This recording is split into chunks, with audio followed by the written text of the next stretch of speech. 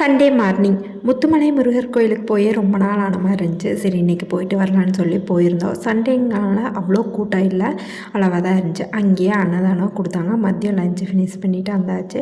வந்து நல்லா ரெஸ்ட் எடுத்தோம் ஈவினிங் வரைக்குமே. அதுக்கப்புறம் டின்னருக்கு பார்த்திங்கன்னா நான்வெஜ்ஜும் எடுக்க முடியாது, சண்டேனால நான்வெஜ் இருக்கும். ஆனால் நான்வெஜ் இல்லாதனால சரி பன்னீர் புலாவ் மாதிரி வச்சுக்கலான்னு சொல்லி தான் ரெடி பண்ண ஸ்டார்ட் பண்ணேன். ஆனால் வந்து லாஸ்ட்டாக பன்னீர் ஃப்ரைட் ரைஸ் மாதிரி தான் செஞ்சுருந்தேன். மார்னிங்கே பன்னீர் ஹோம்மேடாக ரெடி பண்ணி வச்சிடலான்னு தான் பிளான் பண்ணியிருந்தேன். ஆனால் அதுக்கு டைம் இல்லை.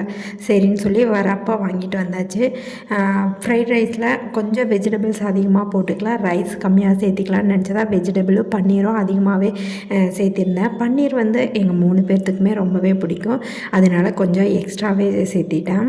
இந்த ஃப்ரைட் ரைஸ்க்கு வந்து ஆயில் கொஞ்சமாக பட்டர் ஆட் பண்ணிக்கலாம். ஆனால் நான் வந்து கீ தான் ஆட் பண்ணேன், பட்டர் இல்லை. சீரகம், வெங்காயம், கேப்சிகம், கேரட், பீன்ஸ் இதெல்லாமே ஆட் பண்ணிவிட்டேன். உங்கள்கிட்ட என்ன வெஜிடபிள் இருக்கோ அது எல்லாமே ஆட் பண்ணிக்கலாம். நான் இந்த ஃப்ரைட் ரைஸ்க்கு வந்து கொஞ்சமாக மிளகாத்தூளும் ஆட் பண்ணிவிட்டேன், கொஞ்சம் காரமாகவே இருக்கட்டும் அப்படின்னு சொல்லிட்டு.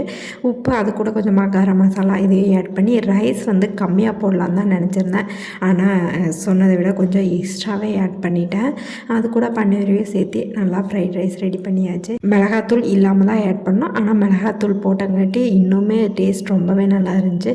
லாஸ்ட்டாக கொஞ்சமாக கொத்தமல்லி ஆட் பண்ணிட்டேன். வெஜிடபிள் தான் நிறையா இருக்கணும்னு நினச்சேன், ஆனால் கொஞ்சமாக ரைஸ் அதிகமாக போச்சு.